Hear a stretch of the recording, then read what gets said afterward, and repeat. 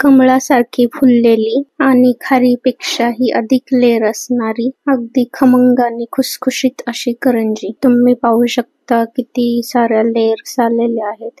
मोजता येणार नाही तेवढ्या लेयर आलेल्या. एकदम खुसखुशीत आणि नाजूक अशी करंजी बनलेली आहे. मी इथे तुम्हाला एक तोडून दाखवते. खरं तर तोडून दाखवून जिभावर आले. खूपच छान आहे भात. खूप साऱ्या लेयर्स आहेत. बनवायला ही अगदी सोपी आहे. मी तुम्हाला व्हिडिओमध्ये काही महत्त्वाच्या टिप्सही सांगितलेल्या आहेत. तुम्ही जर त्या फॉलो केलं तर तुमची ही करंजी अशीच मस्त लेअरवाली बनेल. तर सर्वात आधी आपण याचे सारण बनवून घेऊया. त्यासाठी मी ते घेत आहे 2 वाटी खोबरं. तर हे मी खोबरं किसून घेतलेलं आहे.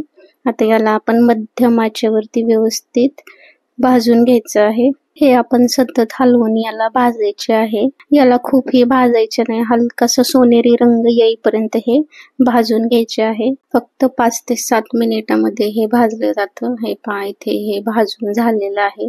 हलकासा सोनेरी रंग आलेला आहे. आता हे आपण दुसऱ्या भांड्यामध्ये काढून घेऊया. इथे मी हे दुसऱ्या भांड्यामध्ये काढून घेतलेले आहे. आता याला पसरवून आपण हे थंड करून घ्यायचं आहे. यानंतर त्याच कढईमध्ये घेऊया 2 चमचे तूप आणि त्या तुपामध्ये घालून घेऊया 1 वाटी रवा. तर हा बारीक रवा आहे. इथे बारीक रव्याचाच वापर करायचा आहे. जो आपण इडली बनवण्यासाठी किंवा उपमा बनवण्यासाठी रवा वापरतो तो वापरायचा नाही. बारीकच रवा घ्यायचा आहे.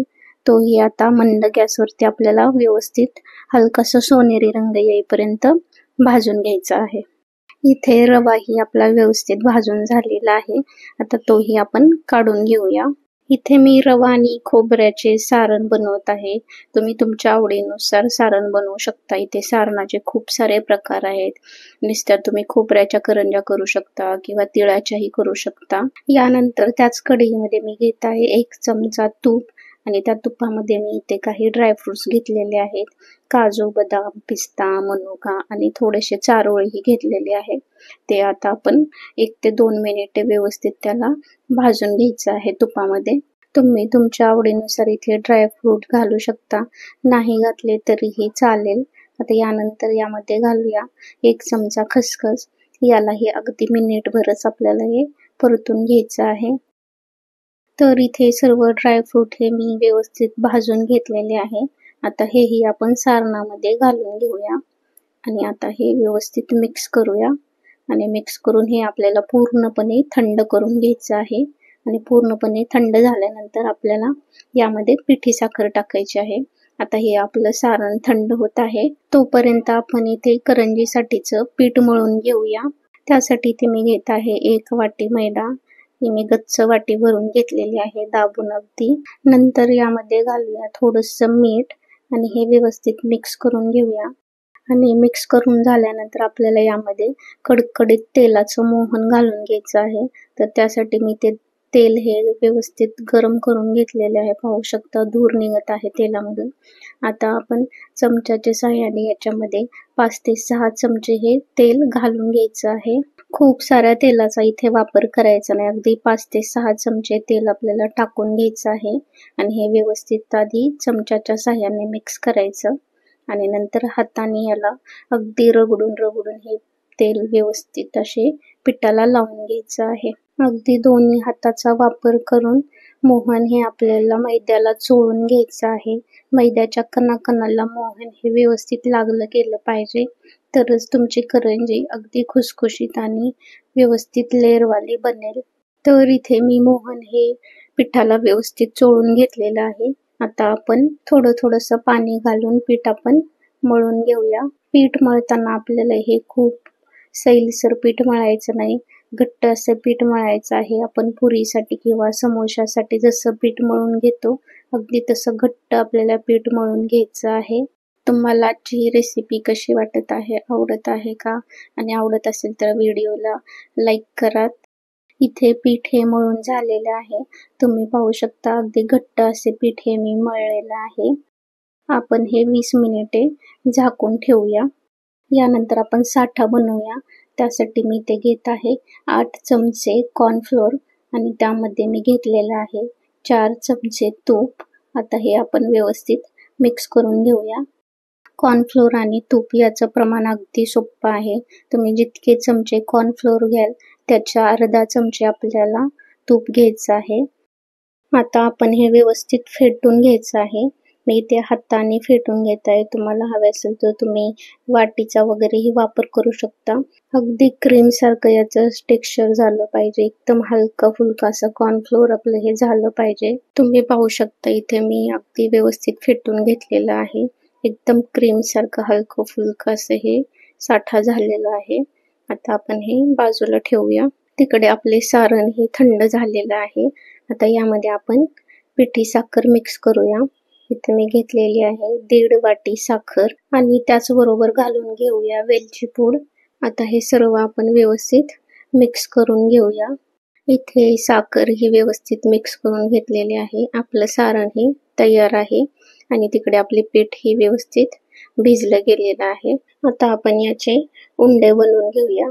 नॉर्मली आपण पोळी जेवढी लाटतो त्या साइजचे आपल्याला उंडे बनवून घ्यायचे आहेत. तर इथे मी 6 उंडे बनवून घेतलेले आहेत. आता आपण हे एक एक करून लाटून घेऊया. तर आपल्याला हे एकदम पातळ असे लाटायचे आहे. जेवढं तुम्हाला लाटू शकाल तेवढं मोठ्या साइजची पोळी आपल्याला लाटून घ्यायची आहे. तर इथे मी एक पोळी लाटून घेतलेली आहे. तुम्ही पाहू शकता पातळ अशी मी ही लाटून घेतलेली आहे. आता याच पद्धतीने मी ते सर्व पोळ्या या लाटून घेणार आहे. लाटत असताना याला तेल किंवा पीठ लावण्याची अजिबात गरज नाही. अगदी सहजरित्या या लाटल्या जातात. तर इथे मी एकावरती एक ठेवून घेत आहे. इथे आतमध्ये पीठ वगैरे घालण्याची अजिबात गरज नाही. ते एकमेकांना अजिबात चिटकणार नाही. तर इथे मी सर्व इथे पोळ्या या लाटून घेतलेल्या आहे. आता आपण याला साठा लावून घेऊया. त्यासाठी सर्वात मोठी पोळी मी खाली घेत आहे.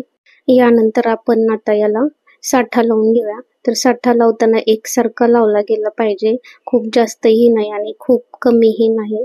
अगदी व्यवस्थित असा आपल्याला हा साठा एकसारखा लावून घ्यायचा आहे. अगदी या पद्धतीने.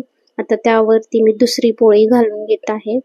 अगदी अशी व्यवस्थित प्रेस करून घ्यायची. हवा वगैरे आतमध्ये राहता कामा नये. आता याच पद्धतीने मी सर्व पोळ्यांना साठा लावून घेणार आहे. एकावरती एक ठेवून. तुम्ही पाहू शकता इथे सर्व पोळ्यांना मी साठा हा व्यवस्थित लावून घेतलेला आहे. आता आपण हे फोल्ड करून घेऊया. तर फोल्ड करताना एकदम दाबून दाबून याला फोल्ड करून घ्यायचं आहे. अजिबात हवा राहता कामा नये. अगदी एकसारखं असं फोल्ड करून घ्यायचं आहे आपल्याला. ही स्टेप अगदी महत्वाची आहे. अगदी व्यवस्थित दाबून रोल करायचा आहे आपल्याला. जर याच्यामध्ये हवा राहिली तर लाटी हे व्यवस्थित होणार नाही आणि त्यामुळे करंजी ही व्यवस्थित होणार नाही. म्हणून दोन्ही हाताने एकदम दाबून दाबून आपल्याला याचा रोल बनवून घ्यायचा आहे. तर इथे रोल हा व्यवस्थित बनवून झालेला आहे. आता आपण याच्या लाट्या बनवून घेऊया. तर इथे लाट्या या आपण सुरीने आधी कापून घ्यायच्या आहेत व्यवस्थित. तुम्ही पाहू शकता अगदी सुंदर अशा आपल्या या लाट्या बनत आहेत. हे पहा मी एक लाटी तुम्हाला दाखवते. तुम्ही पाहू शकता अगदी सुंदर अशा आत्ताच किती साऱ्या लेयर्स दिसत आहेत. आता आपण याची लगेचच करंजी बनवूया. तर एक लाटी घ्यायची आणि ती समोरच्या साईडला आपल्याला प्रेस करायची आहे. त्याच्याने काय होईल तर दोन्ही साईडलाही व्यवस्थित लेयर येतात. हे पहा या पद्धतीने अगदी दोन्ही साईडला व्यवस्थित लेयर येतात. आता आपण हे व्यवस्थित दोन्ही साईडनी लाटून घ्यायचंय. पण खूप दाब देऊन लाटायचं नाही. अगदी हलक्या हाताने आपल्याला हे लाटून घ्यायचं आहे. तर मी इथे लाटी ही पुरीच्या साईज एवढी लाटून घेतलेली आहे. तुम्ही पाहू शकता. आता इथे करंजी बनवण्यासाठी मी इथे साच्याचा वापर करत आहे. साईडला थोडंसं पाणी किंवा दूध लावायचं आणि त्यामध्ये सारण पूर्णपणे भरून घ्यायचं आणि नंतर ही करंजी आपण बंद करून घ्यायची. तुमच्याकडे साचा नसेल तर तुम्ही हातानेही करू शकता. पण साच्याच्या साहाय्याने केली तर सर्व करंज्या या एकसारख्या होतात आणि दिसायला अतिशय सुंदर दिसतात. तर इथे मी एक करंजी बनवलेली आहे. तुम्ही पाहू शकता अतिशय सुंदर अशा करंज्या बनतात. याची कडा या काढून टाकायच्या. हे पहा अतिशय सुंदर अशी करंजी आपली बनलेली आहे. तुम्ही वरतून लेयर्स पाहू शकता. या तळल्यानंतर अगदी कमळासारख्या फुलतात. आता आपण याच पद्धतीने सर्व करंज्या बनवून घेऊया. मी आणखी एक लाटी तुम्हाला दाखवते कशी लाटायची ती. तर एक लाटी आपण घ्यायची आणि ते पुढच्या साईडला दाब द्यायचा आहे त्याला, म्हणजे करंजीला दोन्ही साईडने छान अशा लेर येतात. हे पहा, या पद्धतीने दोन्ही साईडला लेर येतात आणि करंजी अगदी सुंदर बनते. तर इथे याच पद्धतीने मी ते सर्व करंजा बनवून घेतलेल्या आहेत. आता या आपण तळून घेऊया. इथे मी तेल हे व्यवस्थित गरम करून घेतलेलं आहे. आता त्यामध्ये आपण करंजा सोडून घेऊया. तर करंजी तळताना आपल्याला ही मध्यम आचेवरती तळून घ्यायची आहे. हाय फ्लेमही नाही करायची आणि मंद फ्लेमही नाही करायची. मध्यम आचेवरती अगदी हळूवारपणे आपल्याला करंजा तळून घ्यायच्या आहेत. करंजी तळण्यासाठी खूप वेळ लागत नाही. अगदी 4 ते 5 मिनिटात एक बॅच तळून होते. तुम्ही पाहू शकता लेयर ही याला दिसू लागलेले आहेत. अगदी सुंदर अशा लेयर्स पडलेले आहेत आपल्या करंजीला. तर इथे जवळपास 4 ते 5 मिनिटे झालेली आहेत आणि करंजी ही आपली तळून झालेली आहे. तुम्ही पाहू शकता अतिशय सुंदर अशा लेयर्स पडलेल्या आहेत करंजीला. या करंजीमध्ये लेयर्स असल्यामुळे थोडंसं तेल बसतं. ते निघून जाण्यासाठी आपण करंजा या उभ्या करून ठेवायच्या चाळणीमध्ये, म्हणजे सर्व काही तेल ते निथळून जातं. सर्व करंजा इथे माझ्या बनवून झालेल्या आहेत. अतिशय सुंदर बनलेल्या आहेत करंजा. रेसिपी आवडली असेल तर व्हिडिओला लाईक करा, शेअर करा आणि चॅनलला सबस्क्राईब करायला विसरू नका.